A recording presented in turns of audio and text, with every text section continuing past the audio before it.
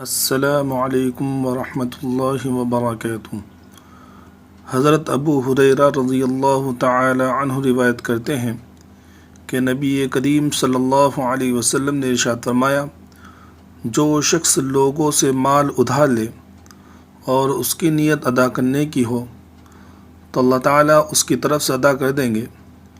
اور جو شخص کسی سے ادھار لے اور اس کا ارادہ ہی ادا نہ کرنے کا ہو تو اللہ تعالیٰ اس کے مال کو ضائع کر دیں گے۔ فائدہ: اللہ تعالیٰ اس کی طرف سے ادا کر دیں گے، اس کا مطلب یہ ہے کہ اللہ تعالیٰ ادھار کی ادائیگی میں اس کی مدد فرمائیں گے، اور اگر زندگی میں ادا نہ کر سکا تو آخرت میں اس کی طرف سے ادا فرما دیں گے۔ اللہ تعالیٰ اس کے مال کو ضائع کر دیں گے کا مطلب یہ ہے کہ بری نیت کی وجہ سے اسے جانی یا مالی نقصان اٹھانا پڑے گا۔